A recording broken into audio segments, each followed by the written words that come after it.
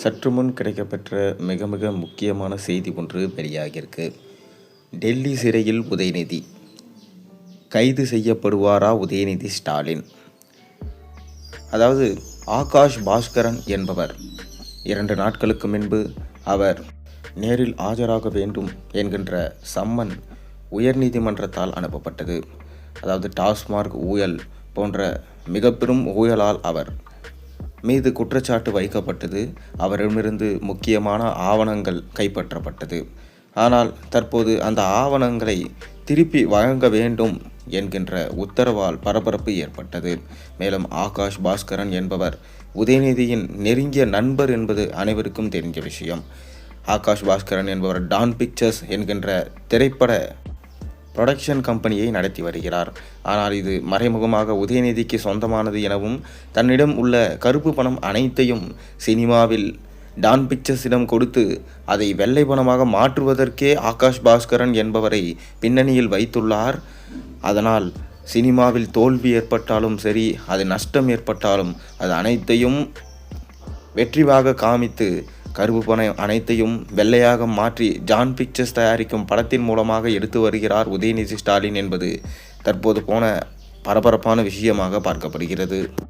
மேலும் நமக்கு கிடைத்த தகவல் என்னவென்றால், வருகிற 2026 சட்டமன்ற தேர்தலில் திமுக கூட்டணி வெற்றியடைய வேண்டும்.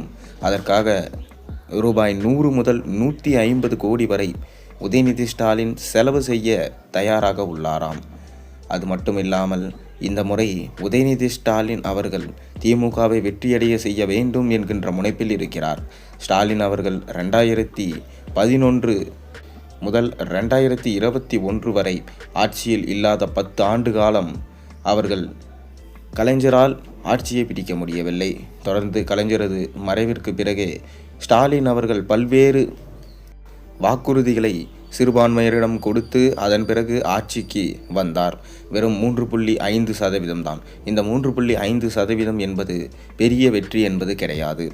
ஆனால் இம்முறை அவர்கள் தோற்றால் கண்டிப்பாக 20 ஆண்டுகள் திமுக இல்லாமல் சென்றுவிடும். மேலும் அதிமுகவின் கூட்டணி வலுப்பெற்றால் திமுக தோற்பது உறுதி. அவ்வாறு தோற்றுவிட்டால் அடுத்த முறை உதயநிதி ஸ்டாலின் துணை முதலமைச்சரிலிருந்து முதல்வர் என்கின்ற கனவு அவருக்கு இல்லாமல் போய்விடும். திமுகவே 20 ஆண்டுகள் இல்லாமல் போய்விடும். அதனால் இம்முறை எப்படியாச்சு உதயநிதி ஸ்டாலின் களமிறங்க வேண்டும். பல கோடிகளை செலவழிக்க அவர் தயாராக உள்ளார்.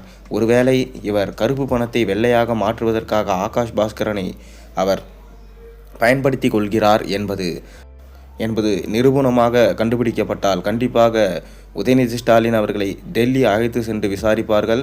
கைது செய்யவும் அதிக வாய்ப்பு இருப்பதாக சொல்லப்படுகிறது. நீங்கள் உங்கள் கருத்துக்களை மறக்காமல் கீழே கமெண்ட்டில் பதிவிடுங்க.